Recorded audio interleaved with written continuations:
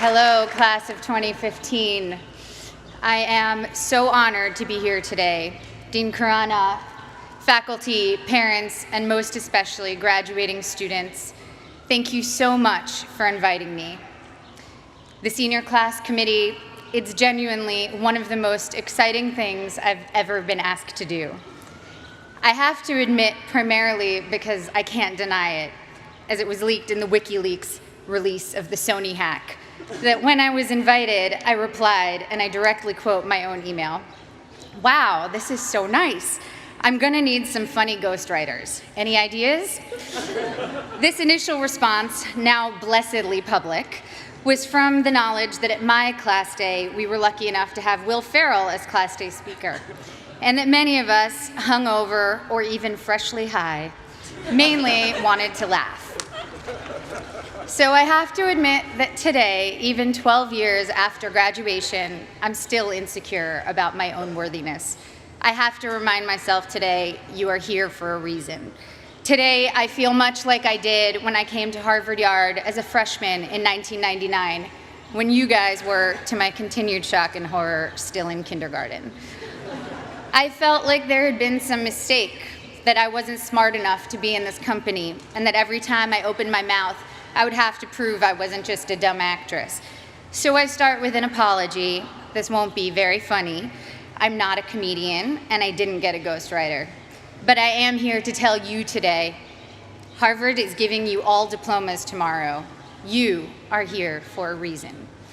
Sometimes your insecurities and your inexperience may lead you to embrace other people's expectations, standards, or values.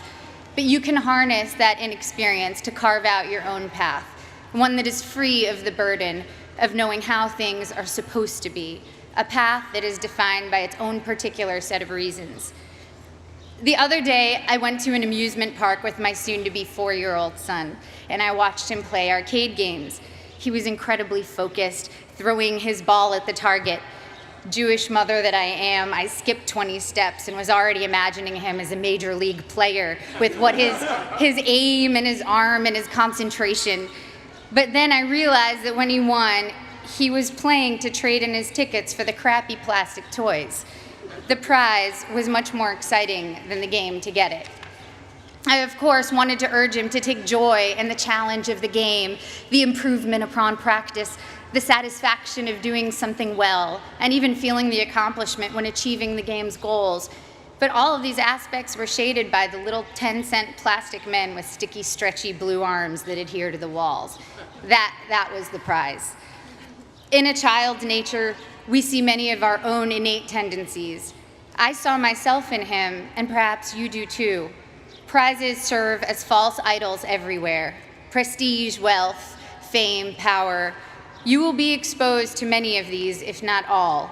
Of course, part of why I was invited to come speak today, beyond my being a proud alum, is that I've accrued some very coveted toys in my life, including a not-so-plastic, not-so-crappy one, an Oscar. So we bump up against a common trope, I think, of the commencement address, people who have achieved a lot telling you that the fruits of achievement are not always to be trusted. But I think that contradiction can be reconciled and is in fact instructive.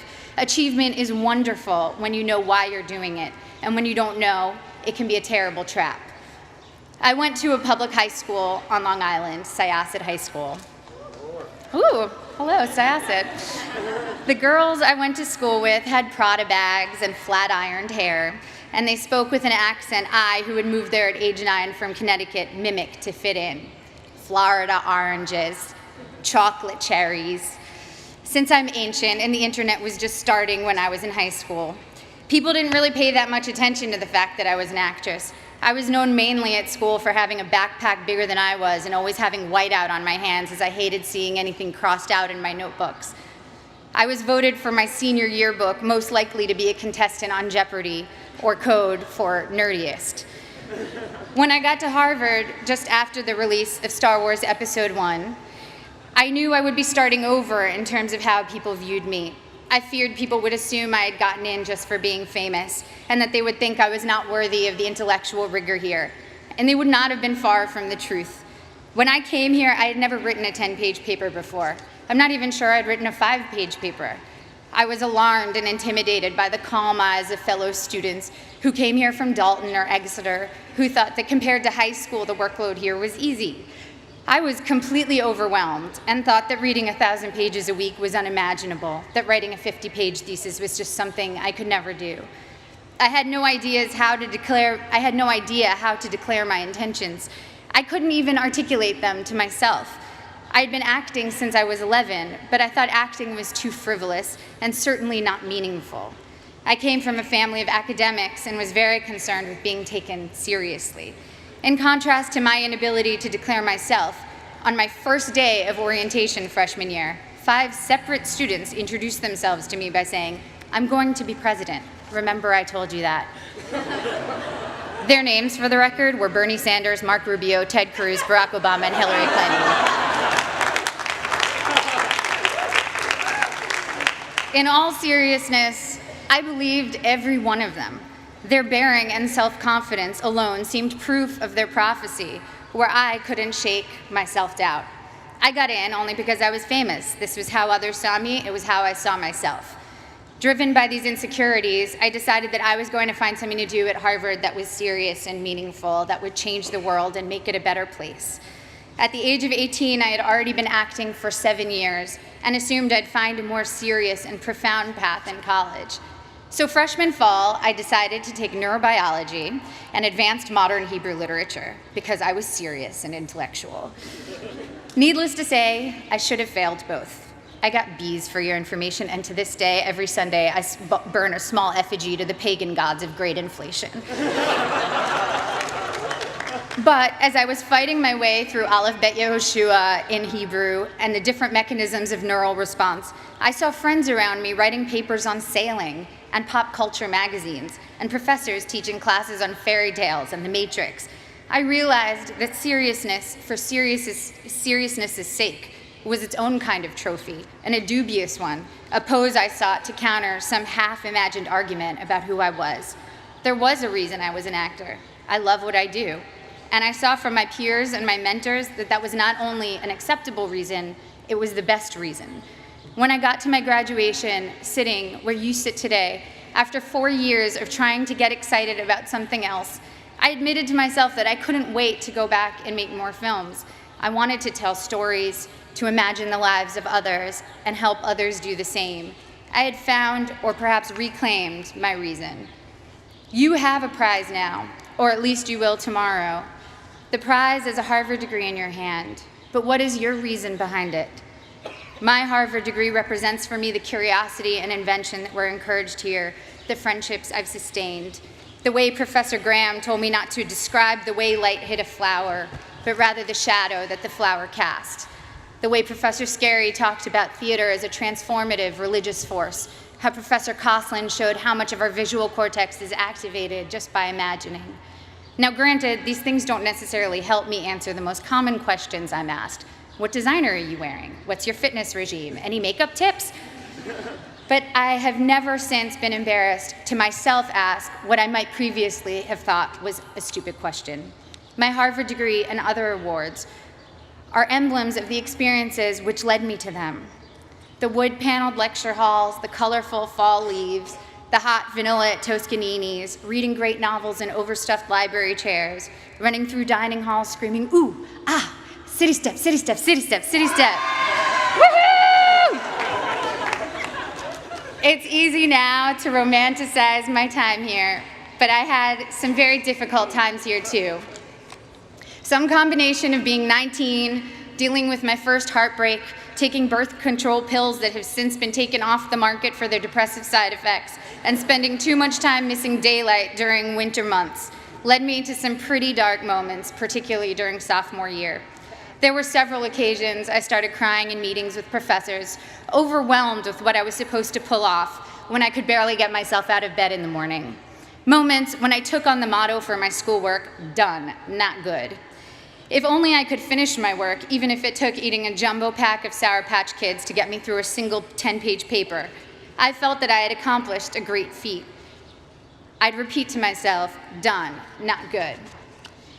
A couple of years ago, I went to Tokyo with my husband, and I ate at the most remarkable sushi restaurant. I don't even eat fish, I'm vegan, so that tells you how good it was. Even with just vegetables, this sushi was the stuff you dream about. The restaurant had 6 seats. My husband and I marveled at how anyone could make rice so superior to all other rice. We wondered why they didn't make a bigger restaurant and be the most popular place in town. Our local friends explained to us that all the best restaurants in Tokyo are that small and do only one type of dish, sushi or tempura or teriyaki, because they want to do that thing well and beautifully. And it's not about quantity, it's about taking pleasure in the perfection and beauty of the particular. I'm still learning now that it's about good and maybe never done, that the joy and work ethic and virtuosity we bring to the particular can impart a singular type of enjoyment to those we give to, and of course to ourselves. In my professional life, it also took me time to find my own reasons for doing my work. The first film I was in came out in 1994. Again, appallingly, the year most of you were born. I was 13 years old upon the film's release, and I can still quote what the New York Times said about me verbatim. Ms. Portman poses better than she acts. The film had a universally tepid critical response and went on to bomb commercially. That film was called The Professional, or Leon in Europe, and today, 20 years and 35 films later, it is still the film people approach me about the most to tell me how much they loved it, how much it moved them, how it's their favorite movie. I feel lucky that my first experience releasing a film was initially such a disaster by all standard measures. I learned early that my meaning had to be from the experience of making the film and the possibility of connecting with individuals rather than the foremost trophies of my industry, financial and critical success. And also that those initial reactions could be false predictors of your work's ultimate legacy. I started choosing only jobs I was passionate about and from which I knew I could glean meaningful experiences. This thoroughly confused everyone around me, agents, producers, and audiences alike. I made Goya's Ghosts, a foreign independent film, and studied art history, visiting the Prado every day for 4 months as I read about Goya and the Spanish Inquisition. I made V for Vendetta, a studio action movie for which I learned everything I could about freedom fighters who in other eyes might be called terrorists, from Menachem Begin to the Weather Underground. I made Your Highness, a pothead comedy with Danny McBride, and laughed for 3 months straight. I was able to own my meaning and not have it be determined by box office receipts or prestige. By the time I got to making Black Swan, the experience was entirely my own. I felt immune to the worst things anyone could say or write about me, and to whether an audience felt like going to see my movie or not. It was instructive for me to see that for ballet dancers, once your technique gets to a certain level, the only thing that separates you from others is your quirks, or even flaws. One ballerina was famous for how she turned slightly off balance. You can never be the best technically. Someone will always have a higher jump or a more beautiful line. The only thing you can be the best at is developing your own self. Authoring your own experience was very much what Black Swan itself was about. I worked with Darren Aronofsky, the film's director, to change my last line in the movie to, "It was perfect," because my character Nina is only artistically successful when she finds perfection and pleasure for herself, not when she's trying to be perfect in the eyes of others. So when Black Swan was successful financially and I began receiving accolades, I felt honored and grateful to have connected with people. But the true core of my meaning I had already established, and I needed it to be independent of people's reactions to me. People told me that Black Swan was an artistic risk, a scary challenge to try to portray a professional ballet dancer. But it didn't feel like courage or daring that drew me to it. I was so oblivious to my own limits that I did things I was woefully unprepared to do. And so the very inexperience that in college had made me feel insecure and made me want to play by others' rules now was making me actually take risks I didn't even realize were risks. When Darren asked me if I could do ballet, I told him that I was basically a ballerina, which, by the way, I wholeheartedly believed. When it quickly became clear in preparing for the film that I was maybe 15 years away from being a ballerina, it made me work a million times harder, and of course, the magic of cinema and body doubles helped the final effect. But the point is, if I had known my own limitations, I never would have taken the risk. And the risk led to one of my greatest artistic and personal experiences, in that I not only felt completely free, I also met my husband during filming. Similarly, I just directed my first film, A Tale of Love and Darkness, and was quite blind to the challenges ahead of me. The film is a period film, completely in Hebrew, in which I also act, with an 8-year-old child as a co-star. All of these are challenges I should have been terrified of, as I was completely unprepared for them. But my complete ignorance as to my own limitations looked like confidence and got me into the director's chair.